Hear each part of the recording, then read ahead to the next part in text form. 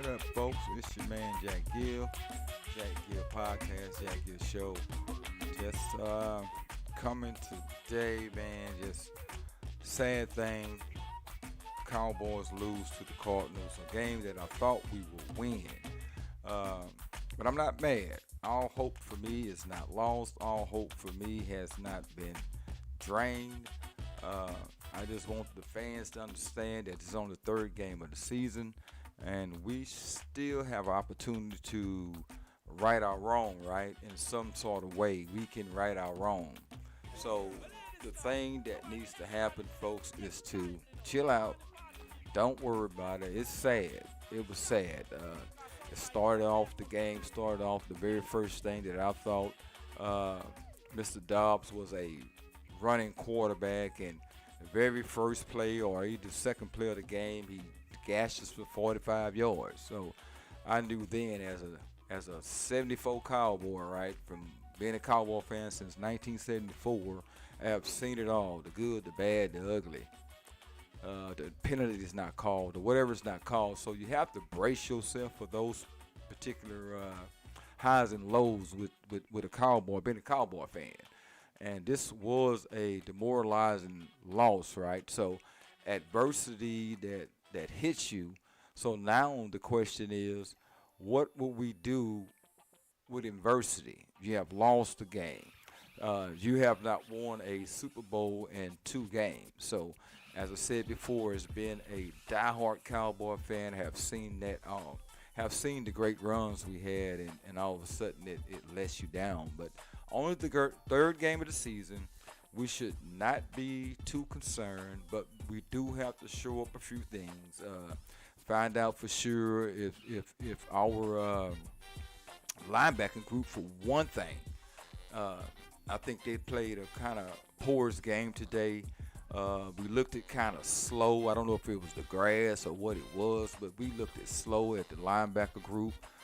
We looked at slow at the slot position. Dino looked like he was, not Dino, J. Lou looked like he was kind of slow out there moving. So those are the things that we have to shore up. I think Bland did a decent job, well expected for him being on the outside, opposed to him being on the inside of all last year. So I kind of wasn't too down on Bland. I think he did an excellent job, but we did miss number 7.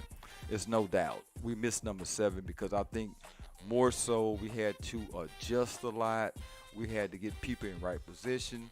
I think the safety of Mr. Hooker was kind of out of position on a few plays, and it kind of hurt us especially at the very end after we actually had a little bit of momentum. I think we had 13 penalties. 13 penalties.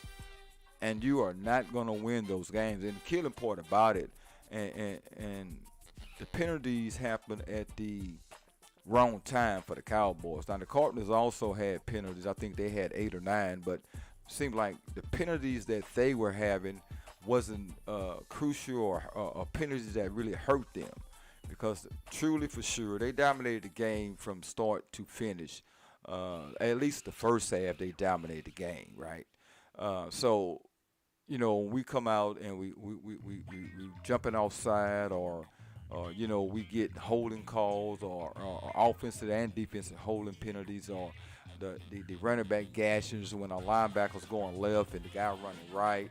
I don't know what 55 was doing. I mean, it seemed like he was rushing in 100 miles an hour, and all they did was just push him on out the way. And I'm not blaming it all on LVE, but it just seems like somewhere down the line, this was a team effort of losing this ball game.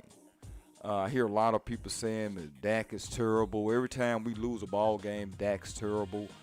This game wasn't on Dak Prescott. Dak Prescott didn't play defense. Dak Prescott wasn't jumping offside. Dak Prescott wasn't holding the receivers going down the field, wasn't interfering with the receivers going down the field. And Dak Prescott didn't give up 28 points. And I know we're supposed to say, hey, if the defense is not shining, the offense have to lift us up like the defense been lifting up the offense, right? We didn't have to see very much the first two games because we started out. We was already won that game. The very first block field goal we had, the very first game of the season, the game was over with because, of course, the Giants didn't score a damn thing on us. They had a goose egg. Second game, we didn't have to do very much.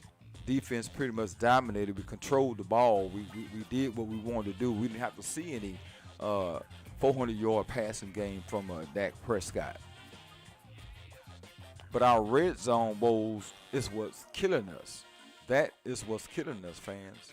The red zone woes are killing us. We have to figure out a way to be able to go from 20 to 20, right? We going from the 20 to 20 is no problem. We go up and down the field. But when we get into the red zone, we have to come up with some kind of scheme, some kind of way to get us into the end zone. I was very pleased with our young linemen that played today. Although they started off kind of rocky, but they ended up the second half. They kind of controlled the game a little bit. They gave us some avenues to run the ball, right? I'm very pleased with TP. I think TP had like 120 yards, which is awesome. He's damn a bell cow that the 3 and 4 letter networks want to say he's not. He's definitely that. And I hate to see that loss. A great performance by him today.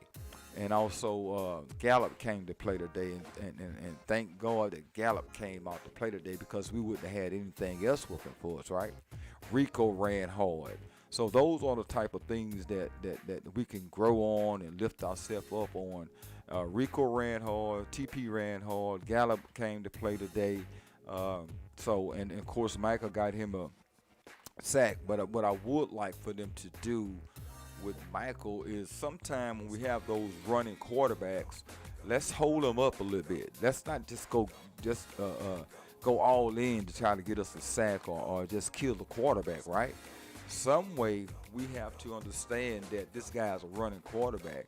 The very first play of the game, they showed I haven't seen the all 22 yet, but the very first play, Dino goes straight in. He runs inside. Dobbs run outside for 45 yards on us. So those are the discipline things that we need to correct, right? We need to correct those type of games. You got to understand who you're playing against and what this guy is capable of doing. He's not going to sit back there and be an Aaron Rodgers, right, or sitting duck Tom Brady, right? He's in the mindset of 1, 2, 3. I'm gone, right? I'm gone. He's a Jalen, a poor man Jalen Hurts, right? Jalen Hurts is an accurate passer, and he will beat you with his legs. Not only that, we even saw that with Daniel Jones that would get outside on. And of course, we corrected it at the second half. He wasn't able to do all of that, but those are the things that are killers, right? Because you want a 1, 2, 3. Punt the ball. I don't think we even seen the punter. Maybe the second half, 1 or 2 times we saw the punter. Another area for me that is a concern is our tight ends. I don't understand why these guys are not catching the ball. I mean, you throw it to them 10 times, we only got 5 catches out of a tight end. That part of our game is also gone. And in some instances, they do catch the passes, but some kind of way we have to get these guys confidence up to, hey, we need you to catch this 3rd and 3, man. We can't have you dropping this pass. I mean, what are you afraid of, getting hit?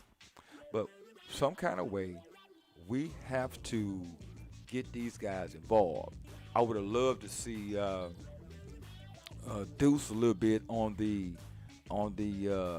goal line a little bit because of his stature and nature, right? Small guy.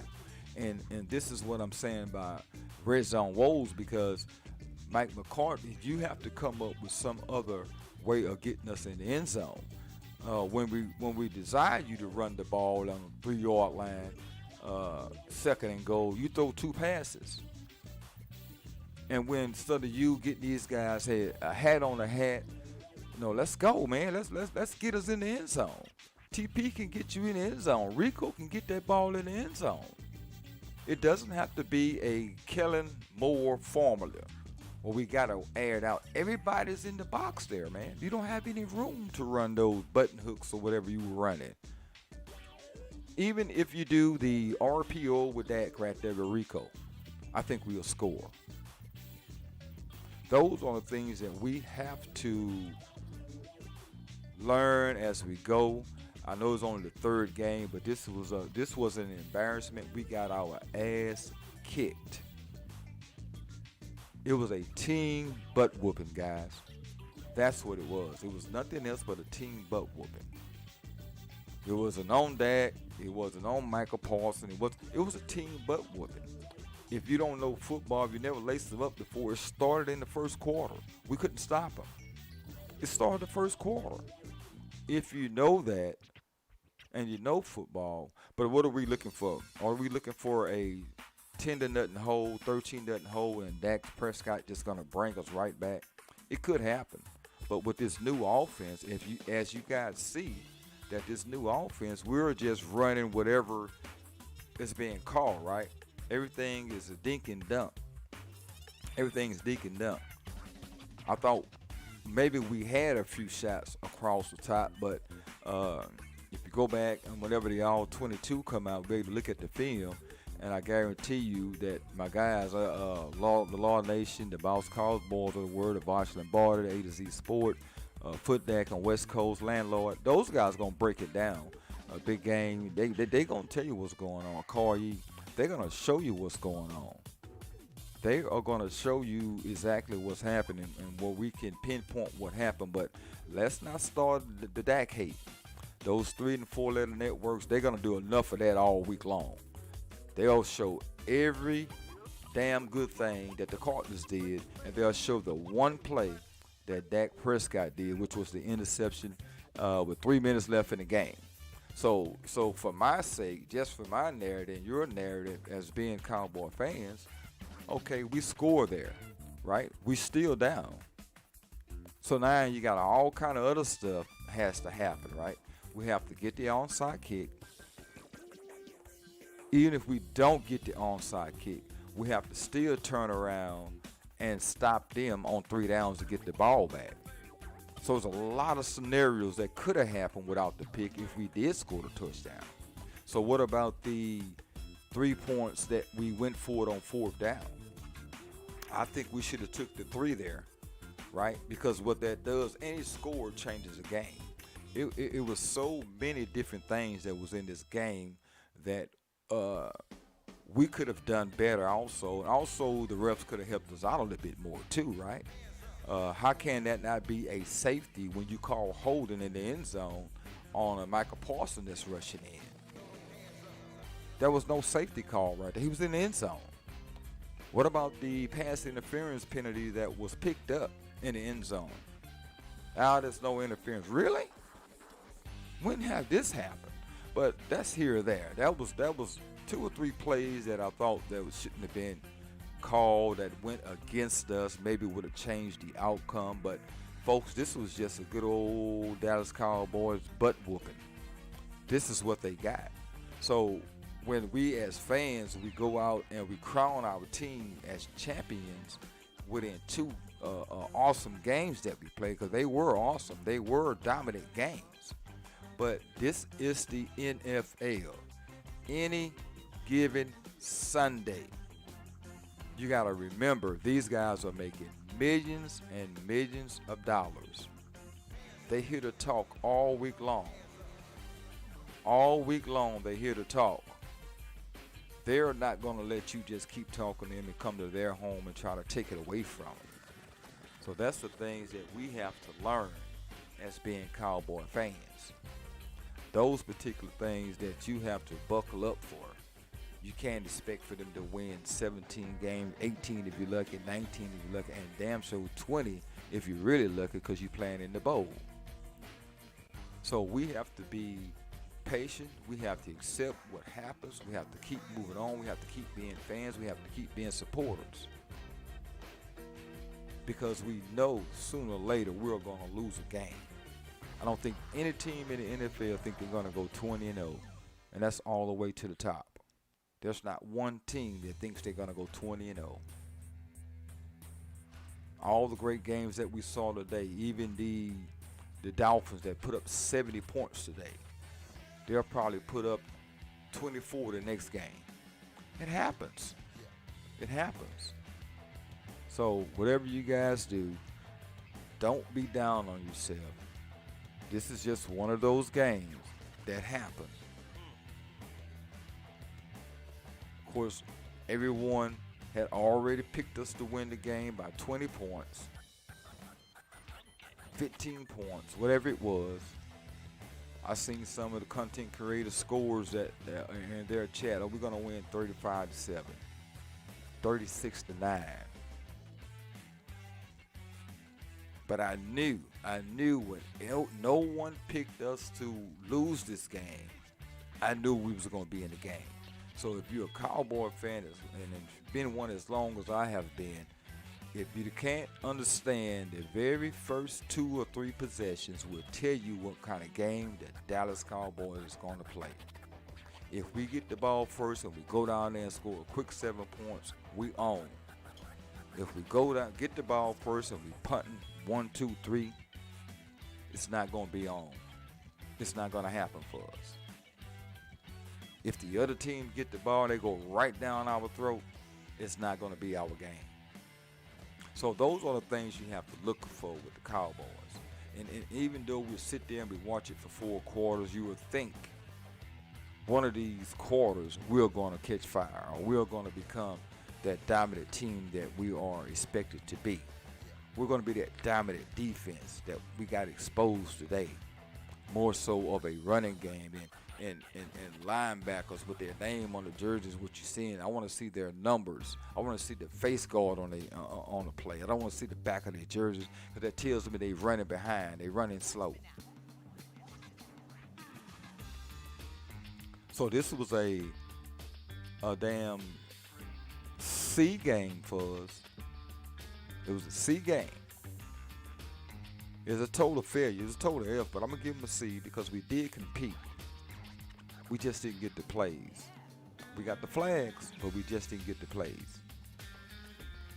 But I am happy for our young linemen that got a chance to play today. They were able to get in. They settled down after halftime, after we went in and made some adjustments, and I think they did a good job.